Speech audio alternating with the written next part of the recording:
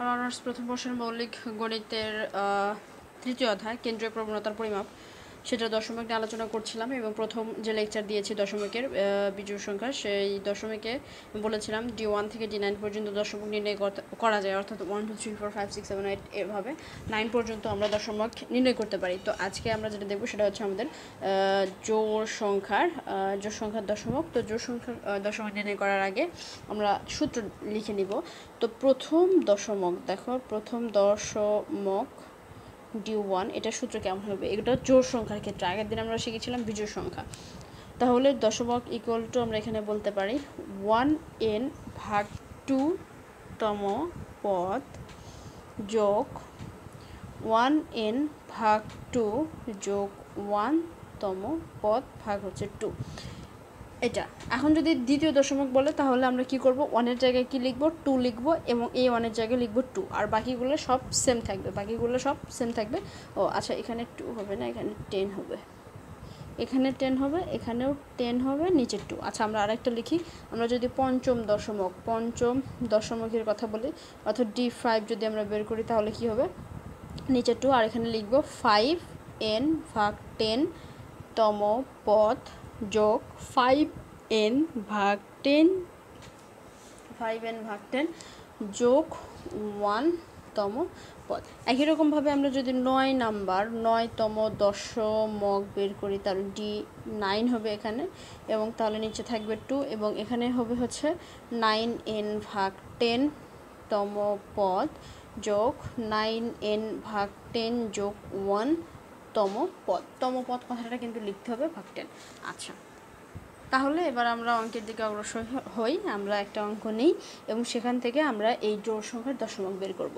তাহলে অঙ্কটা আমরা নেই যে 8 9 6 7 6 5 4 3 4 3 9 6। তো এটার আমরা 2 নম্বর দশমিক বের করব, D2 বের করব। আমরা প্রথম, পঞ্চম এবং নবমের সূত্র লিখেছি, আমরা দ্বিতীয় নম্বর সূত্র লিখিনি। বলেছি যে দ্বিতীয় তৃতীয় এগুলো যদি বলে, শুধু এই যে সামনের সংখ্যাটা তৃতীয় বললে এখানে 5-এর জায়গায় তৃতীয় হয়ে যাবে, এখানে তৃতীয় হয়ে মানে 3 হবে আর কি, বাকি সবগুলো সেম থাকবে। তো এখানে আমরা বের করব সেটা হচ্ছে D2 নাম্বার আমরা দশমিক বের করব। তাহলে প্রথমে এই সংখ্যাগুলো আমাদের কি করতে হবে, সাজিয়ে নিতে হবে। প্রথমে সবচেয়ে ছোট সংখ্যা কত সেটা লিখতে হবে। তাহলে প্রথমে সবচেয়ে ছোট সংখ্যা 3, তারপরে বড় সংখ্যা 4, তারপরে 5, তারপরে 6, অর্থাৎ এখানে আমাদের 3টা 6 রয়েছে, সুতরাং 3টা 6 এক সিরিয়ালে লিখতে হবে। তারপরে 7, তারপরে 8, তারপরে 9, অর্থাৎ 9 আমাদের 2টা রয়েছে, তাই আমাদের 9 2টা আমাদের লিখতে হয়েছে। ঠিক আছে, এখন দেখবো এই কয়টা সংখ্যা এখানে রয়েছে, 1 2 3 4 5 6 7 8 9 10, অর্থাৎ n = আমাদের কত, 10 হচ্ছে আমাদের জোড় সংখ্যা। তাহলে এখানে কোনো আর কোনো কিছু ঝামেলার কোনো কিছু নেই। তাহলে এখন আমাদের সূত্রটা লিখতে হবে। আমরা বলেছি 2 নম্বর দশমিক বের করব, তাহলে এখানে লিখবো আমরা দ্বিতীয় দশমিক D2 = 2n ভাগ হচ্ছে 10 তম পদ যোগ 2n ভাগ 10 যোগ 1 তম পদ ভাগ হচ্ছে 2। তাহলে কী করলাম, এই যে 1 রয়েছে বা 5 এই জায়গাতে আমরা কী করলাম, 2 বসাই দিলাম, আর এর জায়গাতে n ওই রকমই থাকবে, বাকি সবগুলো সেম আর কি, যেটা আসল কথা। তাহলে আমরা কী করবো এখন, এই যে n যে জায়গাতে রয়েছে সেই n এর জায়গাতে n এর মান যত রয়েছে তত আমরা বসাই দেব।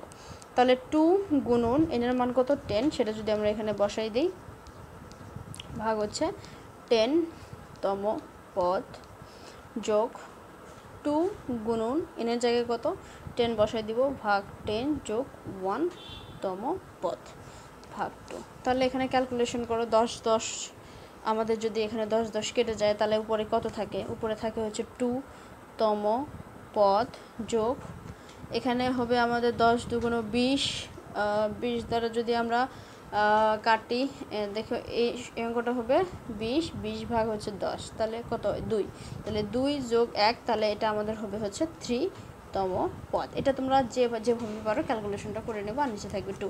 তাহলে 2তম পদ এবং 3তম পদের মান আমাদের বসাতে হবে। তাহলে 2তম পদ কত, 1 2, 2তম পদের মান কত, 4। এখানে কিন্তু না, অ্যান্সার শুরু করেছি আমরা এখান থেকে, অর্থাৎ সাজিয়েছি যেখান থেকে, সেখান থেকে আমাদের অ্যান্সার শুরু।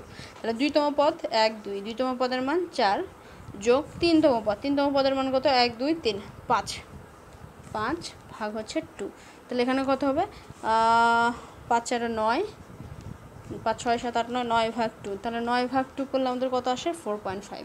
এই 4.5ই হচ্ছে আমাদের দ্বিতীয় দশমক। তাহলে দশমিকের জোড় বিজোড় আমরা শিখে গেছি। তো এই দশমিকের তোমরা হচ্ছে D6 অর্থাৎ D6 বের করে দেখাবা।